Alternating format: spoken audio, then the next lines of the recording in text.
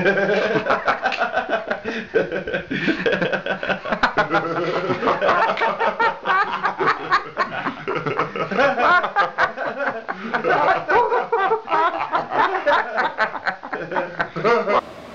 here we are in our second video. First one we did DX10, the new Heaven benchmark, all max settings, 1920 by 1080, 8XA, 16XAF, shaders high.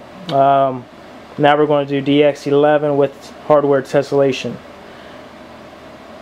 As you can still see, we're running the Core i7 at 4106 megahertz. We got our RAM at 666 1859 1T and running it at about 1564 megahertz. It's the G.Skill Perfect Storm 2000 megahertz Cas 8 RAM. I find that better timings offer better performance than the higher megahertz. And we will see that we're running 3 5870s at 925 by 1240, and we are on Windows 7 Ultimate 64-bit RTM. I actually did a TechNet subscription, and I got Windows running on like 6 of my computers, and Office 2007 Ultimate too. All for $250. Ain't too bad. Alright, we got our fans up.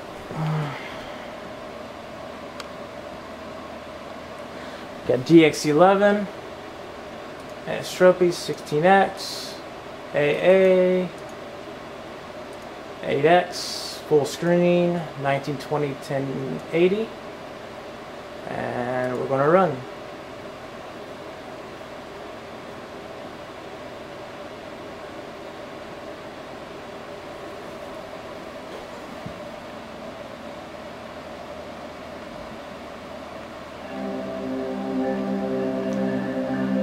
Now this is with hardware tessellation, and we're going to start the benchmark now.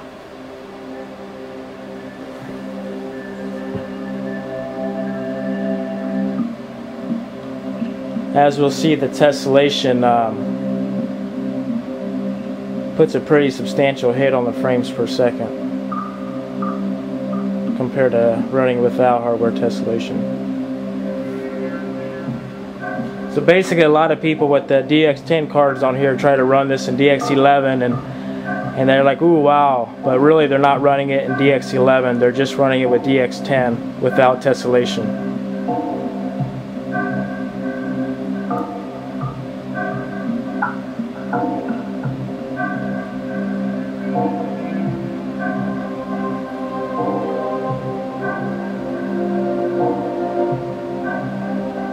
As you see, I think it's the drivers. When everything's maxed out on DX11, it'll sometimes pause in between scenes.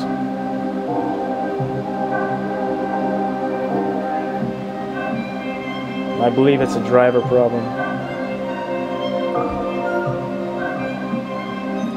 You see the spines on the little dragon there.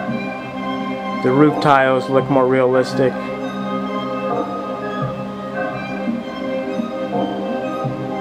Looks a lot better than that parallax occlusion.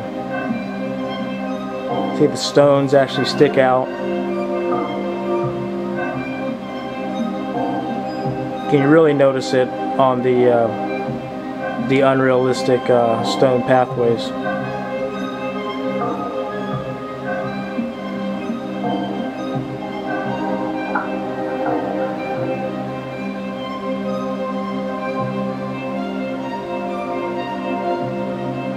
See, like right there, I don't understand why it does that.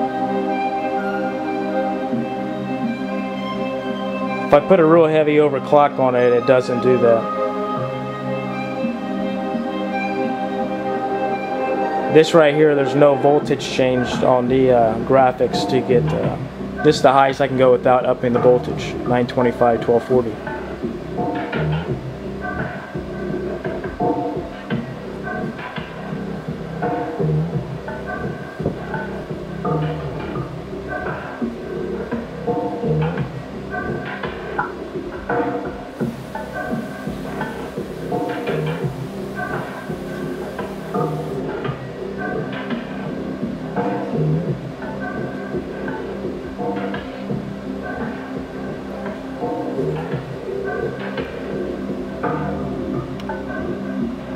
We're averaging right now 67.7. With VSync enabled, I'm at about 54 frames per second. For some reason, it runs a lot better on with VSync enabled. It doesn't really stutter like that in between scenes, so.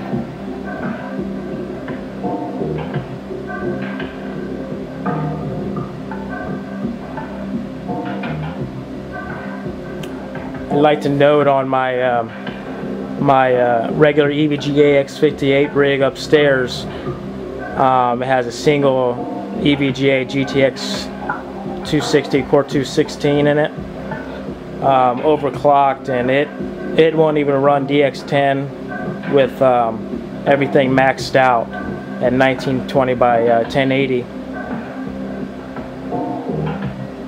It might be a driver's problem, I don't know. I got the 195.39 betas on it.